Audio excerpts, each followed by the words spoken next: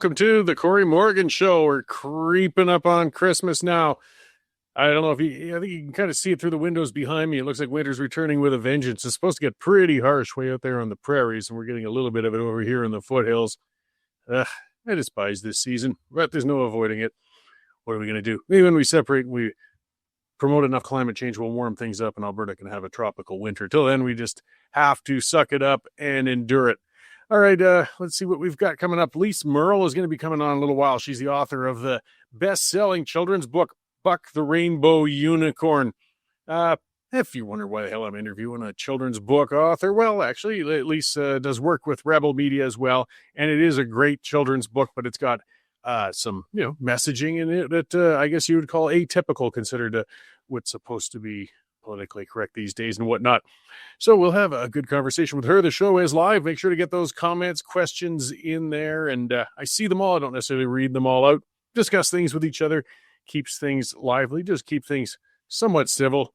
Leave the rudeness to me. I'm good at it. All right, let me start with some of that. I'll start on a light issue. Let's talk about racial policies. Let me list some proposed national policies. And just think of how Canada would be if these were imposed, okay?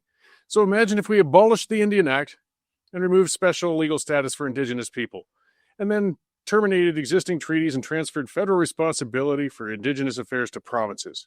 What if we eliminated what's called Indian status and assimilated Indigenous people into mainstream Canadian society as equal citizens? How about if we converted reserve land by turning reserve land into private property that could be sold? And then we could dissolve what was called the Indian Affairs Department and close all federal departments responsible for Indigenous issues. Do these proposals sound extreme or unreasonable or unworkable? I dug every one of those out from a policy document called the White Paper, created in 1969 by none other than Pierre Trudeau and Jean Chrétien. Unfortunately, while Trudeau stood strong with most of this terrible policies he imposed upon Canada, he folded like a cheap suit with the White Paper, and now we're all paying the price. Look, if those policies proposed in the White Paper had been implemented 56 years ago, Canada would be a stronger, more united country. Instead, Indigenous people live in misery on reserves in a form of racial apartheid while constant pandering to the Indigenous industry is cratering the Canadian economy. To be a truly modern democratic nation is to eschew all race-based policies forever. We must take a step back and look at the primitive absurdity of thinking we can have a functional nation when we have different sets of laws and policies that apply to different people based on the color of their skin. Nations have fought wars to end race-based policies, yet Canada is entrenching them further and decries opponents of racial policies as being racists. It's a rather gross irony. How far must we go with this ludicrous system before admitting it can never succeed? We've got to start measuring policies by outcome rather than intent, and the outcomes of every race-based policy in Canada are failing. Canada set up separate sentencing guidelines for Indigenous offenders, along with alternative means of incarceration. What do we get as a result? Crime rates among the Indigenous have skyrocketed, and the number of Indigenous victims of crime have skyrocketed. Funds have been poured into Indigenous business ventures. As a result, Indigenous businesses have a terrible success rate, and those that do succeed usually only do so because they specialize in government contracts. We've set up separate educational systems and set up different bars for Indigenous people to acquire degrees and diplomas. As a result, the education level of Indigenous people lags well below non-Indigenous and is sinking. Extra funding's been poured into healthcare measures for Indigenous people. As a result, they suffer from more chronic health issues than anybody else and die younger than non-Indigenous people on average. In Alberta, for example, Indigenous men die 19 years younger. I'm not misspeaking, 19 years younger than non-Indigenous men. That stat alone should make people understand how broken the system is. Grants have been given to reserves to take care of child services. Well, foster and emergency child care services are disproportionately populated by Indigenous kids to the point of crisis.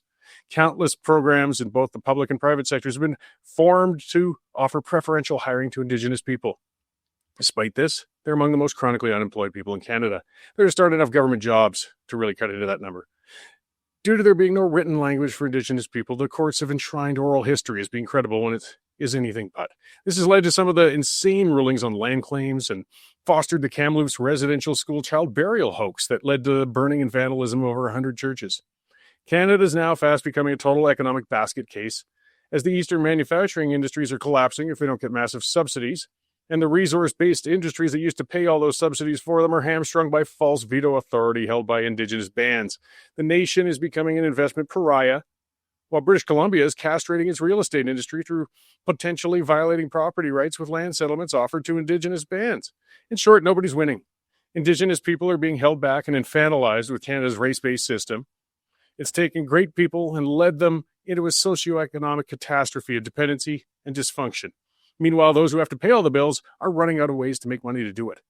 The solution is actually simple, yet difficult to implement. All race-based policies must end. No modern nation can function effectively when people hold different statuses under the law due to their bloodlines. The only question is time. How long will Canada wait, and how bad will things become before finally we're forced to realize that race-based policies are always wrong and must end? So you won't hear this often out of me, guys, but let's follow Pierre Trudeau's advice and make everybody equal under the law at last. Because right now it's crap. All right. Well, that's what's got me started today. Let's see what else happened in the news. Dave, what's up with your glasses? Yeah, I got myself new glasses last night. Ooh. I can finally see you. Oh, well, sorry about that. Or see right through you, as the case may be. It's nasty outside. Yeah, it's gross. I'm supposed to speak at an event in Vulcan tonight, but we'll see. My daughter lives in that area, and the roads are supposed to be pretty bad. Yeah, prairie areas, I mean, they love them, but boy, when the wind blows the snow across them, they can be a little rough on the highways. We'll see. It's going to be tough on Jane when she has to go to the creek to pick up water tonight. I know. I haven't got an update from her yet. Just for those who don't know, my water system failed. We live rurally, and I got up this morning to no water in the taps, brushing my teeth with water out of the coffee maker. I thought there was a weird smell. Jane is tasked with trying to figure out what's going on so we can, have things like toilets and such when I get home. Or maybe Vulcan might look more appealing. Yeah, there you go. There you go. Does the Star Trek Museum, do they have a bathroom? Or I don't assume so. It'll probably be closed by the time you get there. I'll bring a treat to Vulcan. There you go. Well, but I don't want to sound like a parrot, but it's another busy news day today where we're leading off with a column from Chris Oldcorn on some immigration proposals being put forward by Premier Danielle Smith. The main one being that unless you're an immigrant that's wanted by Alberta, like Alberta can bring in their own immigrants, but they get dumped a lot on by the feds, that unless you're approved by the Alberta government, you will get no welfare services, no health services, no education services, basically making it impossible for non-approved immigrants to move here. Non-working immigrants. Correct. The condition of approval is typically employment and self. Yeah, you have to be a contributing member of society, and then society looks after you. Well, come on in if you want to work. Seems to make sense, doesn't it? If you don't want to go to Quebec, I mean, that's where our equalization goes anyway. Yeah, we've got a Quebec story out also on A&W. A&W franchisees down there are saying unless they get an increase in temporary foreign workers, they're going to have to shut down restaurants. Basically, they say the kids, young adults, they don't want to work in the fast food industry anymore, and they need temporary foreign workers.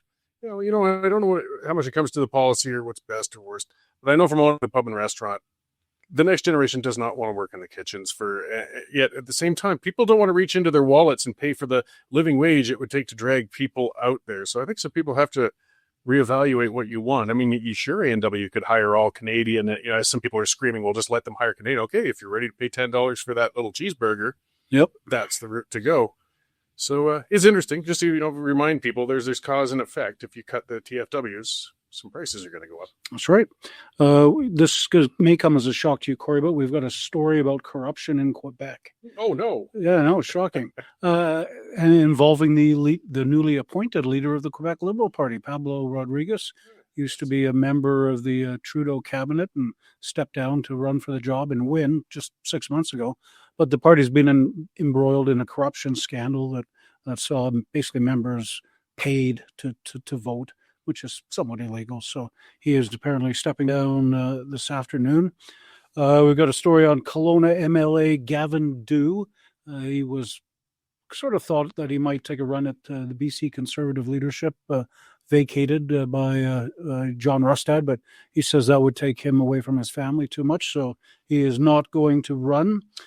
The Liberal government's Islamophobia advisor secretly gave an $80,000 grant to a university's pro-Palestine group. This came about through access to information records dug up by our friends at Blacklock's reporter, and she had initially died or denied, not died. Sorry, died of shame. Died of shame, maybe. Yeah, she repeatedly denied ever doing this, and now she's been proven to be not quite telling the truth. And interesting story out of Great Britain, Bournemouth, actually, where lots of my family lives. A guy who posted 2 tweets, I guess X's now, or whatever you want to call them, slamming immigration. This was after a terrorist, or there was a would-be terrorist that killed the 6 people at the Christmas market. He tweeted against immigration twice. They were viewed by a total of 33 people, and he got thrown in the slammer for 18 months. So I wonder if Premier Smith would get thrown in jail for some of the stuff she said about immigration here in Alberta. No, I don't think so. But things are way out of control in Great Britain. They're throwing everybody who tweets in the slammer. Well, you get locked up for tweeting about it, but I mean, if you go and do an illegal protest, you're fine. Yes, exactly. Or wear a mask on the street and call for the death of Jews. You're okay. Well, priorities. Yeah. Well, they've got to free criminals in England just to get all the tweeters in there. Proof for them. And I mean, most of the guys I know, I'm an example of it. We're just all dorks who play on X and everything anyway. So if you really want boring prison movies and stories, have a bunch of the online geeks filling all those cells rather than the nice hardened criminals we're supposed to enjoy watching. Exactly. Things are a bit broken. Yes, that they are. Oh, well. Anything else up? Christmas plans this year? I'm going to head out to the Lower Mainland, my grandson's first Christmas. So very excited about that. But, weather.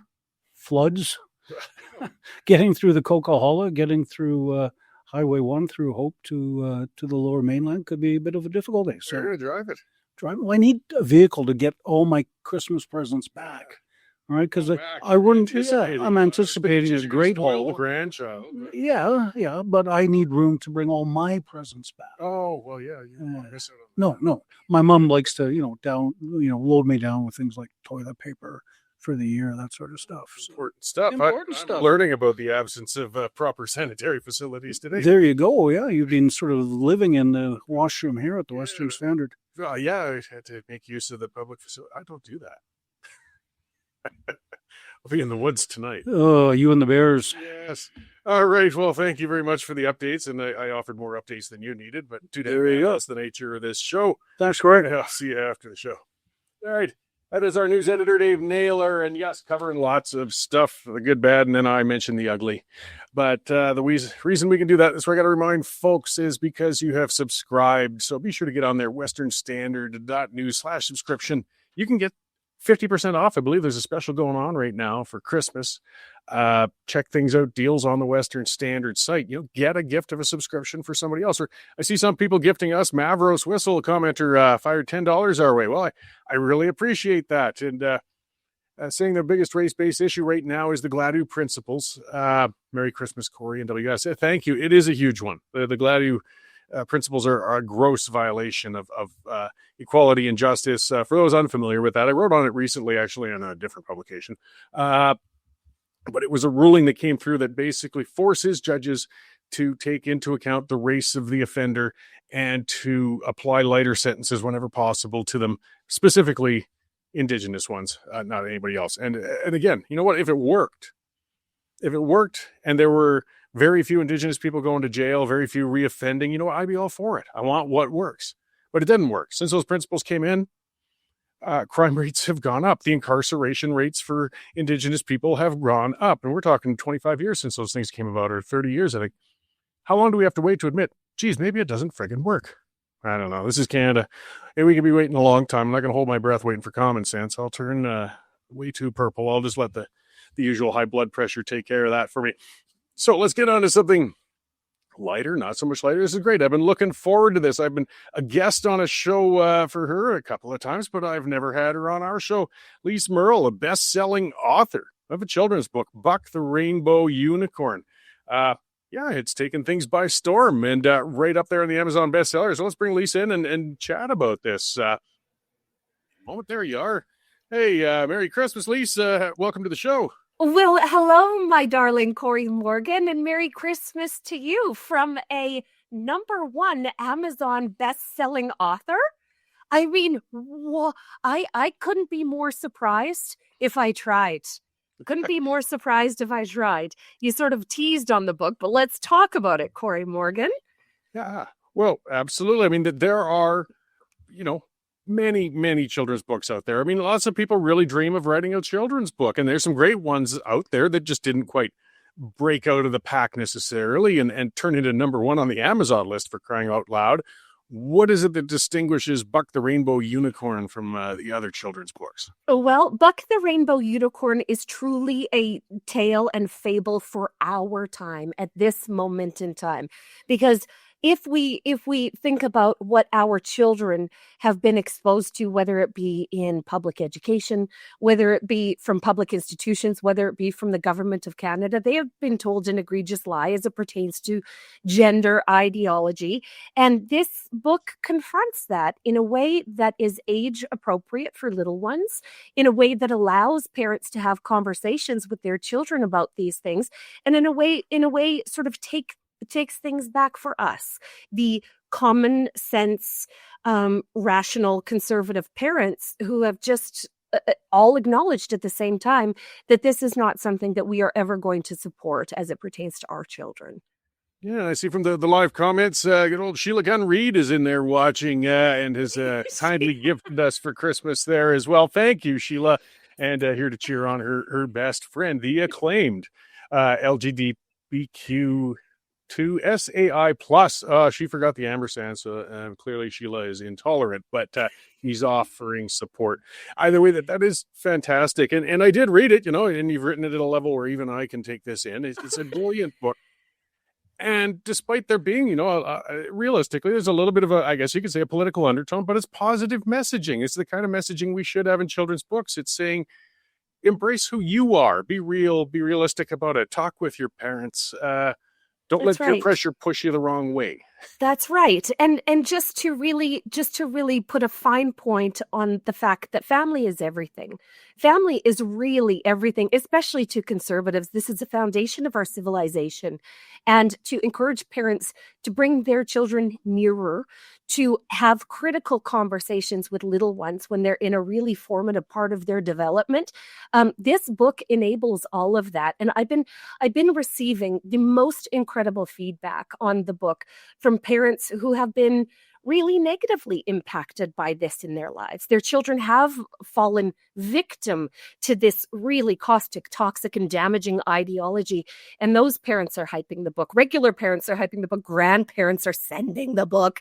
And the funny thing is, Cory, you will love this detail. So in the book, Cory read the book. And the book was actually written on a typewriter, you guys, from 1948, okay, in 2023. And I just happened to be parked on the Trans-Canada Highway when I did it. Well, if you put trans in your book, then it will sort to and put a rainbow on the cover, okay, a rainbow unicorn on the cover. Amazon is going to make it number one in the LGBTQIA listings. So thanks so much for that, Amazon. And also, we're number one. Okay, get this, you guys. We are number one globally for Amazon hot new releases. This is incredible. Every single author you have ever heard of is underneath Buck the Rainbow Unicorn on Amazon right now, which makes my day. But we're also a number one bestseller on Amazon for children's books about self-esteem and self-respect. And so I ask you guys, are we raising our children to have self-esteem and have self-respect? Respect for themselves, respect for their families, respect for our values and beliefs? And if the answer to that is yes, well then Buck the Rainbow Unicorn is for you. Yeah, well, and parenting, I mean, it's tough. It's complicated. It's especially when we get issues like this. And what do you do if your child has come home and let's face it, there's some activist teachers out there, there's other individuals, and your child's confused by some of the messaging, but they're not adults to sit at the dinner table and break down and discuss something like this when they're still in a formative place. What better way to sit down with a children's book at night and just kind of lay out page by page, and then you can expand perhaps a little bit of what it's talking about. It's a great way to communicate it on the child's level, because they're not going to listen to a long political diatribe. My kids got sick of that when they were 6 with me. This is exactly right, because what children are told is you must be kind. You absolutely must be kind. You have no choice. You must be kind. And there is, transphobia is not allowed here, and homophobia is not allowed here, and bigotry is not allowed here, and they're told these messages that have no factual basis in reality. When family is the heart of your life, like it is for mine as a mother of 6 from Saskatchewan, nothing in this book is controversial. This book really promotes the idea that family loves you best and knows you best. And this is a way for us to, again, just take back our children who have been told a really, really egregious fib. Yeah, well, you've kind of been well trained in the family lessons in life. What I caught in that as well is what you've been quite prolific in your life in having children. You were a solitary child growing up, so it takes different communication, smaller families, bigger families, and things like these books are a great way to bring that across. Yes. And this book is actually, in addition to parents and grandparents gobbling up this book, telling me that it's necessary, that this is, to continue on this work that I'm doing. Counselors in schools are also buying this book, Corey. Daycares are buying this book. Educators are buying this book. Homeschoolers are buying this book. So that just tells me that there is a real need to have truthful conversations with children. And this book allows you to do that. Yesterday, I got a text from a daycare provider who read it cold, hadn't read it before in her life, received the book, sat down in front of her kids, and she said, at first, the boys were like, ugh, a rainbow unicorn. I don't want to listen to a book but there's a plot twist in the book. Okay, guys, there is a plot twist in the book. And when the boys, when the plot twist was revealed to the boys, they were out of their minds excited about the book. Okay, so these are little boys that are like, they see the cover and they're like, I don't want another girl book. And then they realize that there's a message in there for them. So that's just making my life, buddy. It's just making my life that kids are loving it, that senior citizens are loving it, the parents are loving it, and the families are loving it. I mean, I just couldn't be happier. Yeah, well, and what I liked about it, I mean, you've packed a metaphor of a political message into a book in a sense, but it's all positive. The whole book is positive. It's not saying reject somebody or be mean to somebody or anything of this sort. It's just talking about embracing who you are. I mean, the messaging is positive from start to end, which is great. Thank you. Yes, I agree. And to think that whole entire book came out of a 20-minute session on the side of the Trans-Canada Highway was incredible. Like one page. It took one page. It was about 200 words. It was messy in its writing a little bit, right? Like there are not proper poetry stanzas in the story, but the story is just so good and delicious. And I read it, like Corey, I've been reading this story on a piece of paper for 2 years and thinking every time I read it, it just gets better and better. Like I like it more and more. So to see the world responding to it with such positivity is just so gratifying for me. Like, especially, coming from you, it's a pretty big, it's a pretty big compliment. Well, you brought it down to my level so I could consume it properly. So the illustrations, I mean, that's the other aspect. You had the 200 words for quite some time. The illustrations are great, and that helps with kids as well. I mean, that you want to be able to point to things, look to things. They're eye-catching and fantastic. How did you have those created? Well, let me tell you, Corey Morgan, the book is based on, like, it is so Saskatchewan and Alberta coded in the illustrations. Like, there's wild roses for Alberta, and there are prairie lilies for Saskatchewan. And the setting of the book is actually my grandma's farm from 1937 in Hallbright. So I had this old, grainy, black and white photo that we then transformed using AI to illustrate the settings of the book. So what you're actually looking at is my grandma's farm, Hallbright, Saskatchewan, circa 1937. And there's a couple other settings. There's a couple other settings in the book that you'll see as you sort of travel along the story in the book. One of them is a small town rodeo in Saskatchewan, the Arcola Rodeo. One of them is another farm setting. But all of the characters and all of the development were done using AI, which I think is a really happy marriage, considering the poem was written on a typewriter, which was state of the art in 1948 when it was built. Like, typewriters were created after the war, there was a whole bunch of steel products, right? Like we had this market for steel, and they started making typewriters out of it. So that story came off a machine that was made out of the same stuff as battleships. Okay, so that's on one side. And then on the other side, we have all of the imagery in the book that was created from AI, but from vintage sources. So it's just it's super cool for me to be able to explain to you guys in that way. But I'm delighted that you like the illustrations, Corey. Oh, Just delighted. absolutely. I mean, I know the attention span of kids. It can be difficult. I tried to read them, Atlas Shrugged, and they just jumped away from the bed as far as they possibly could. You need to have great things like illustrations to go with the words to keep it interesting and exciting. And I'm still chasing them around with the Fountainhead now, but all the same, it's just a great children's book. I mean, you didn't just slap something together to make a point or something like that. This is a functional, good, fun, large format, so you could sit there at bedtime or whenever and read through that. That's exactly what we want to happen. We want kids to have this right beside their bed so that every night before bed, you touch on this. We all had that favorite book growing up that you read so often that the pages got dog-eared and the spine ripped a little bit. And, it was just so well loved and well worn that you didn't even have to read the words to tell the story because it became so familiar. And that's really what I hope for with this book, is that people read it and that it resonates with them and that it's loved by little children because it's so dearly needed, and they're worth it. They're worth it. So I do have to ask about some of the negative in a sense. We know it's the world of social media. It's a world of hysterics and accusatory things. Which bad feedback have you been getting? I mean, it sounds like for the most part, it's been fantastic and positive, but I imagine you've had some nutters coming at you on this. Yeah.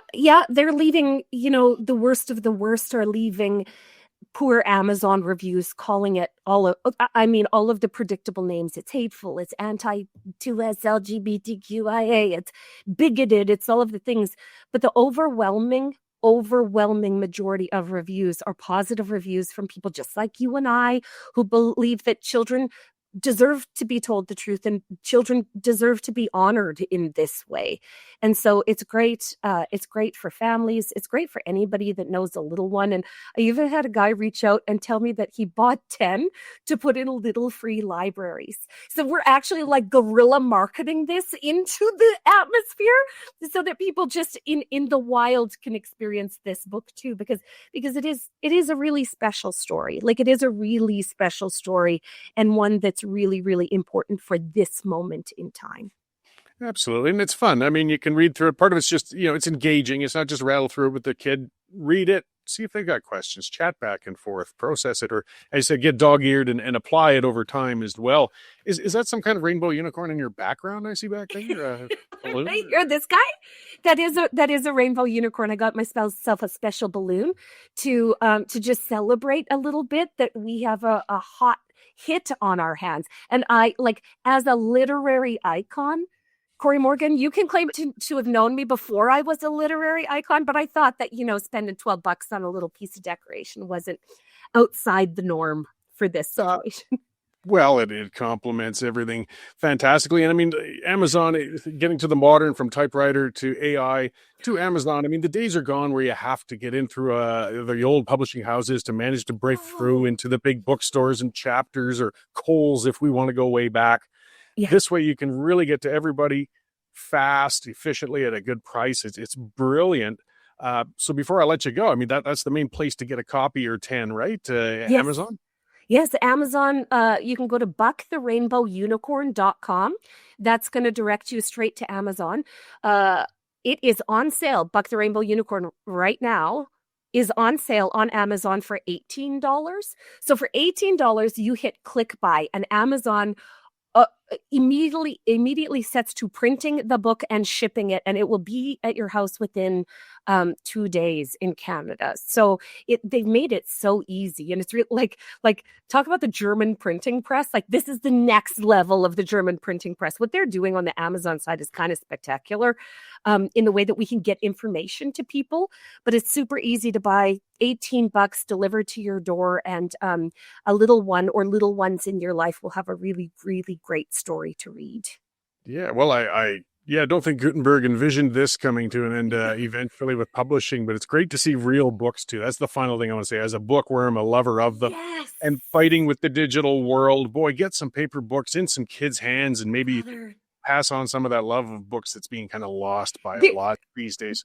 There's something about holding something tangible in your hands. It is real when it exists in your hands. So I absolutely agree. I think what we can all agree, children need more good books, and they should read more good books. Where they're being inundated with social media and algorithms, and their little brains are being molded in ways that we can't even envision. Okay, this book is the counter to that. So yeah, let's all read some books together. And hey, Corey, you have a book. You have a book on Amazon. We should just talk about that real quick. Oh, I talk about that one plenty. But yes, that's the Sovereign's Handbook. I got up to a number 11 at one point, actually, last spring. But, oh boy, you've eclipsed me by a long shot. So, I do encourage children to read it once they turn 18. Stick to Buck the Rainbow Unicorn. And it's some enjoyable books until you hit adulthood. And then we can bore you and inflame your political minds with my sort of pap. But Grady, well, thank you for the throwing the plug back my way. And I know Sheila's been a fantastic advocate of my book, probably a better marketer than I am with it. Oh, she sells up. She loves selling your book, Cory Morgan. Like nothing gives her more pleasure. Yeah, I'll have to get another case of beer the next time we're at a common function. Oh, deal.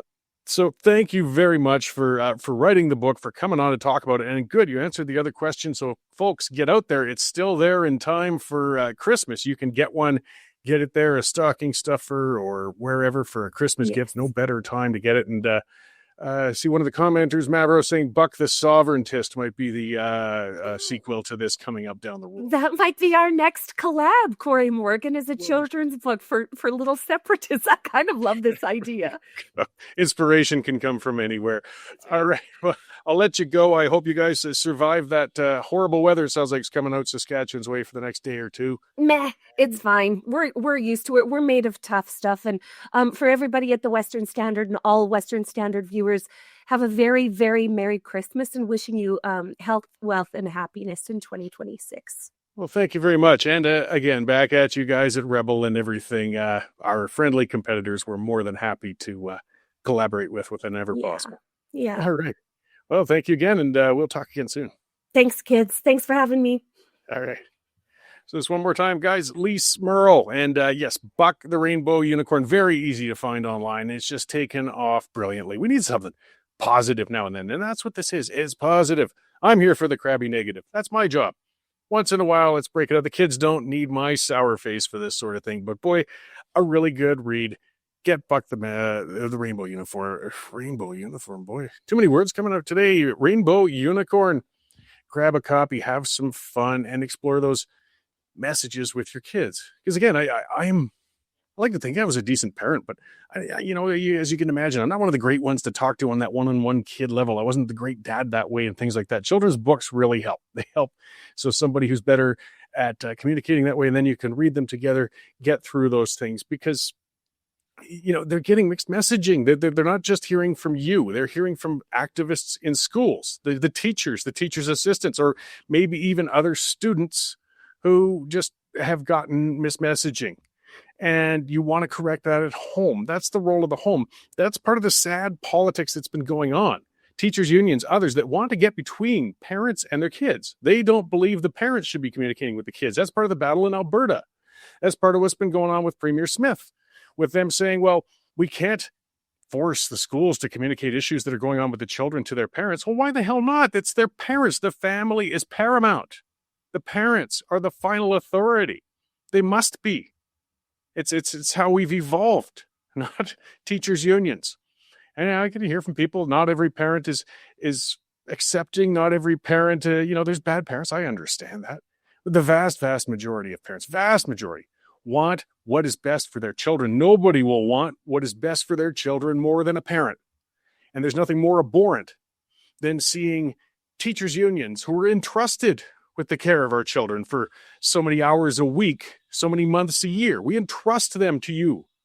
And you put your political crap into our children and then tell us we don't have the right as parents to communicate with our children for it. It's just wrong. And we can't eliminate all of it overnight. Not everybody can afford to put their kids into private schools or has the resources to be able to homeschool. So they have to counter what their children have been getting in the public schools. And books like this are a fantastic way to do it. A great way to communicate directly with the smaller kids because it's a big message. It's a complicated message when you really drill down into it. But this way it simplifies it and starts the conversation. And it's the same sort of fable that we've seen in many other books anyways. They've always just celebrated. Be you. Be you. Don't worry about what somebody else is telling you to be. Talk to your parents about who you are. Think to yourself about who you are. Don't worry about what's considered trendy or what might garner attention and things like that. It's just, and it's, Pressy, it's a good time to have this discussion because the world's gone batty. I mean, really, it has. We just did this gender confusion lunacy that's been going on. Let's just have those conversations early because kids are impressionable. They're learning. They're being introduced to the world. And it's our job to make sure they have as much good information on their way in as we can possibly give them. And children's books are a great way to do it.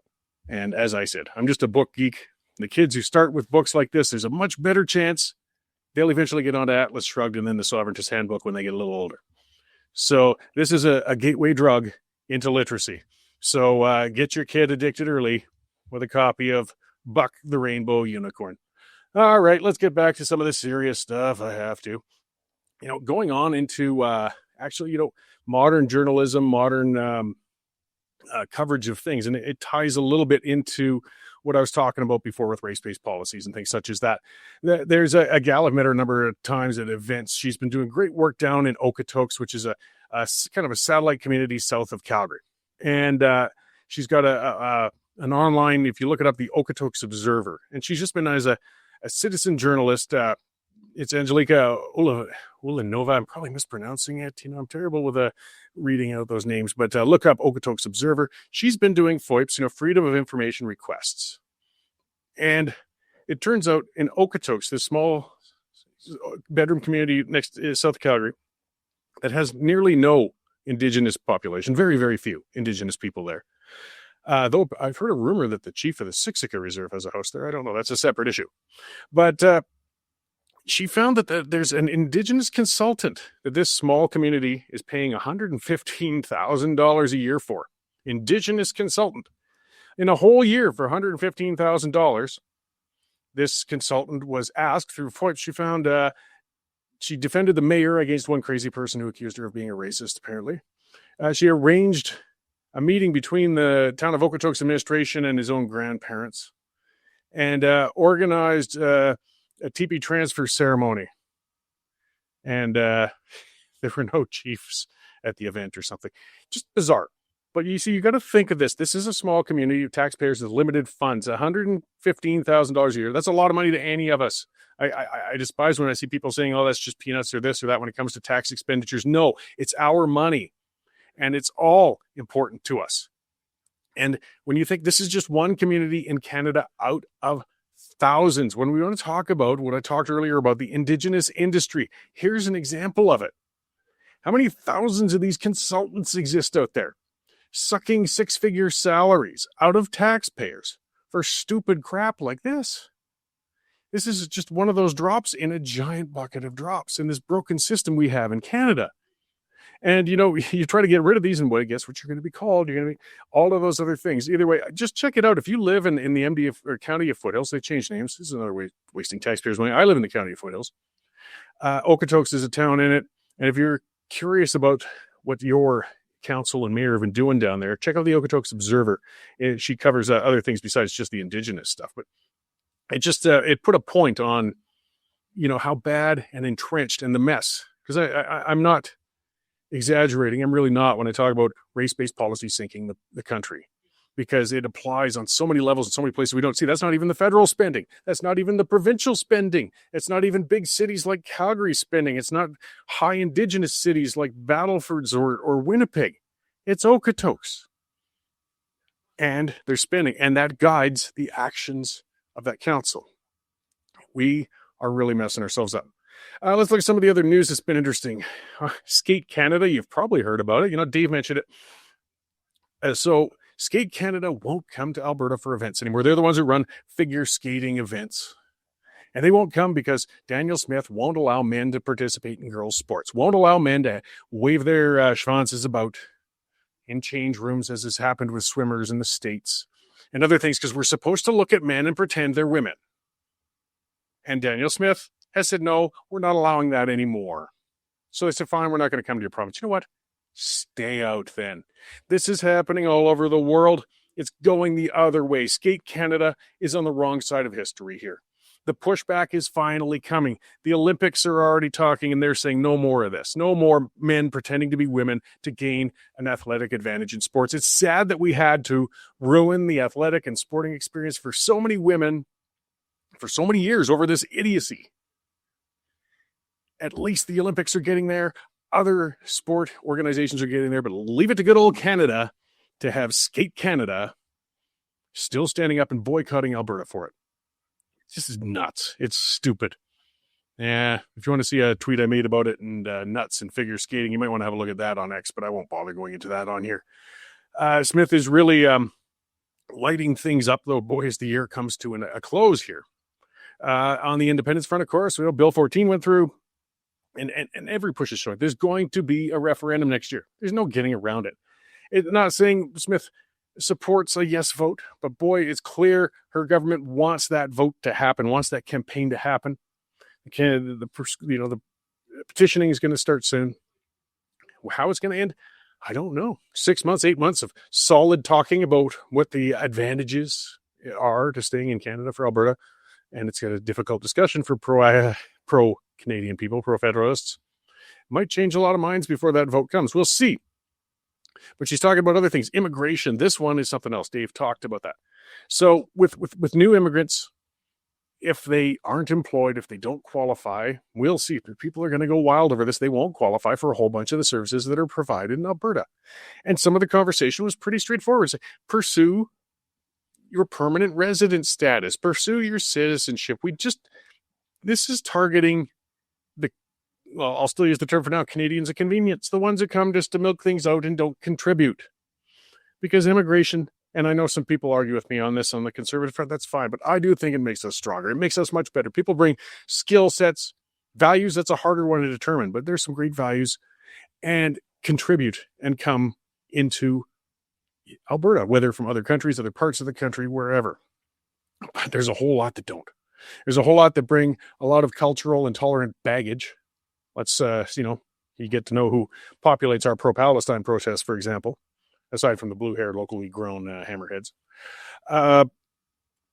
Taking a stance because the province can't control immigration directly. Quebec, they have some degree of say in it, but the reality is people land in Canada, they can remigrate to wherever they please from there. And that's true.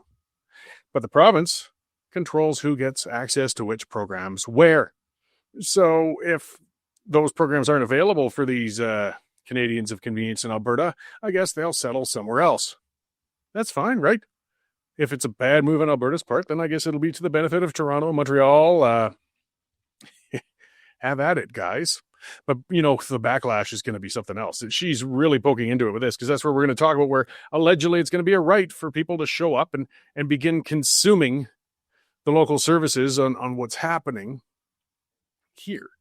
And it's a conversation a lot of people are going to have because when we're running short on access to healthcare, educational seats, housing, things like that, the real number is the volume.